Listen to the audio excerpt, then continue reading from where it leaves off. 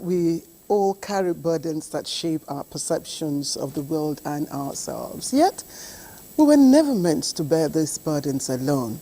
Now, this belief is embodied in our next story about Grace, a deaf and mute woman who has been confined to Asokoro District Hospital in Abuja for an astonishing 12 months. Our correspondent, Uche Ugochukwu, reports on the plight of Grace and the remarkable kindness that she has encountered. This patient, called Grace by staff of Asokoro District Hospital, Abuja, has been bedridden for a year now. She's only lifted from bed when supported to bath or defecate. Her plight began in April 2023 after she was knocked down by a hit-and-run driver.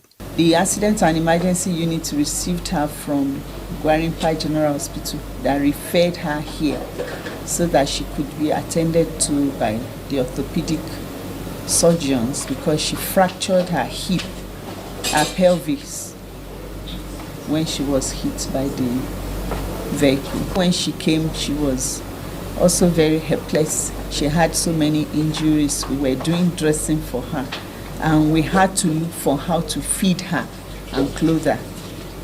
So we made efforts within ourselves. The nurses, some of our doctors even gave us some money to also buy her food at one point or another.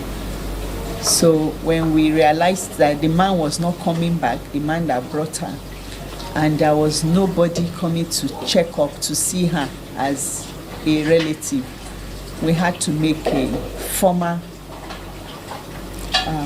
report to the hospital management. Her inability to hear nor speak complicated the quest to uncover her identity and relatives. Nobody knows whether she has been deaf and dumb before the accident or she became deaf and dumb because of the injuries she sustained, because she had some minor head injury through the accident. Even communicating with her, we tried to make her write something about herself, but she doesn't write, she doesn't read. She does not understand formal sign language. So we had to deduce how to communicate with her over time. Our search for a solution to her predicament took us to the FCT Hospital's Management Board. Acting Director General Dr. Olubenga Bello confirmed knowledge of Grace's condition as well as efforts to address her medical needs. The hospital lacks the capacity to actually, operate on her.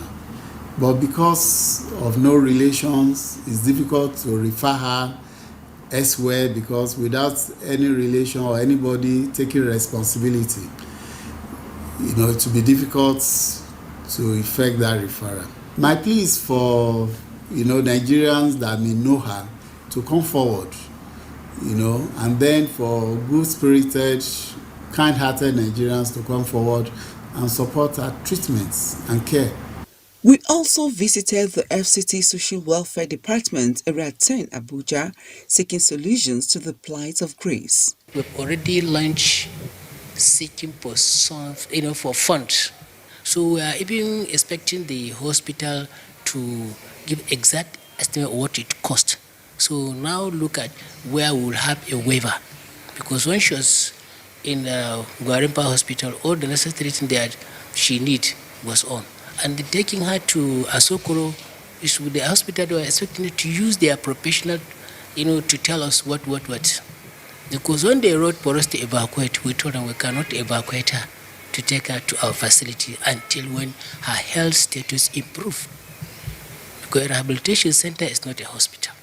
As we hope and wait for a speedy resolution and happy ending to Grace's story, one question begging for answer is, how much longer will she remain as a patient in Asokoro District Hospital? This much collective care has kept her alive so far. Even more will sustain her.